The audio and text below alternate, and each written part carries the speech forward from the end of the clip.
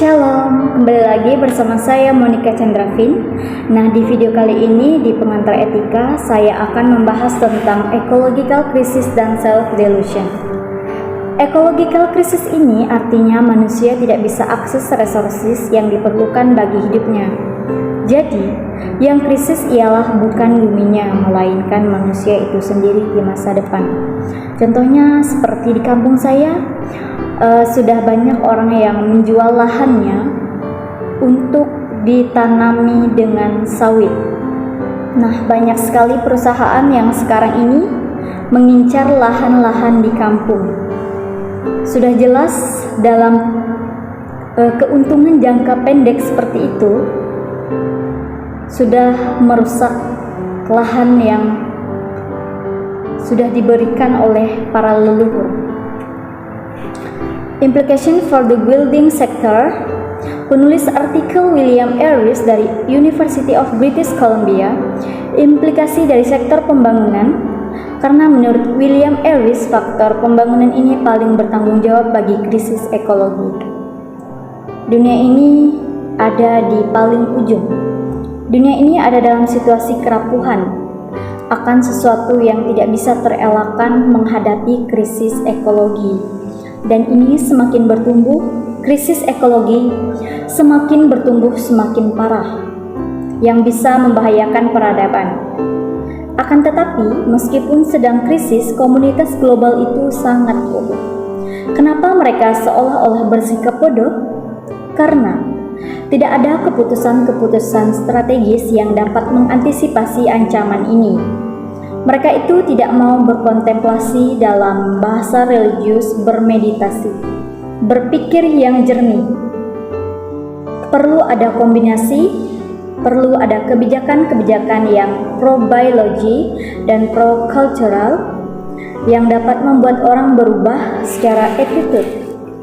Solusinya seharusnya adalah kestabilan solusi, dan kita berpikir lagi solusi yang membuat masyarakat bersahabat dengan alam. Bagaimana kita mau bersahabat dengan alam? Sudah banyak masuk pertambangan.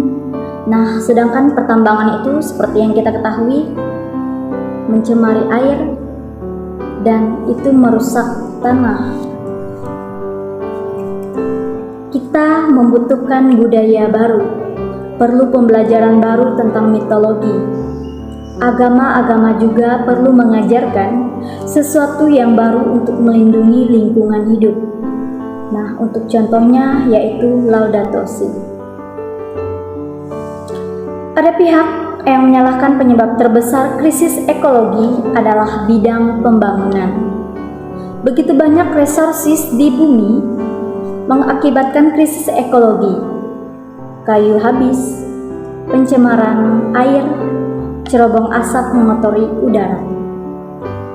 Pernyataan awal dalam ecological crisis bahwa masyarakat sekarang ini sifatnya tekno-industrial yang sangat menyukai teknologi dan sangat menyukai industri ternyata tidak stabil, dan akar permasalahan kenapa masyarakat tidak stabil terletak baik di dalam kodrat manusia, hukum nature, dan memuja kemewahan.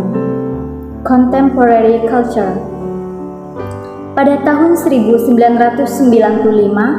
Martin Heidegger pernah mengatakan bahwa manusia sekarang ini berpikir tidak ada semestinya in flight from thinking. Kemampuan untuk bermeditasi bukan kemampuan untuk berambisi, berpikir kepada tujuan, akan tetapi berpikir apa yang baik bagi semua, untuk memperhatikan dengan cermat. Krisis iklim ini yang disebabkan oleh tekno-industrial bisa menyebabkan 30 tahun proses saling membunuh. Orang-orang yang tidak dapat bertahan dari daerahnya. Bagaimana suatu homo sapiens yang memproklamasikan diri sebagai makhluk paling pandai di bumi, yang peduli pada keuntungan jangka pendek. Nah, jadi yang diperlukan adalah penghematan besar-besaran selama 90% akan diperlukan pada tahun 2040. Karena sumber energi akan semakin habis Masyarakat modern ini sungguh-sungguh menghadapi, berperang dengan krisis yang sangat jelas tak terhindari. Sayangnya mereka yang bertanggung jawab, orang-orang yang berkuasa bersikap bodoh terhadap ancaman yang membunuh tersebut. Nah, jadi untuk kita generasi penerus, hendaknya kita menjaga alam kita seperti yang Tuhan berikan kepada kita, yaitu alam semesta ini. Hendaknya kita harus jaga dan kita rawat agar anak cucu kita nanti masih dapat merasakan dan melihat keindahan alam ini. Baiklah, terima kasih. Demikian video penjelasan ekologika krisis dan self delusion. Semoga video ini dapat bermanfaat. Terima kasih. Shalom, berkah dalam.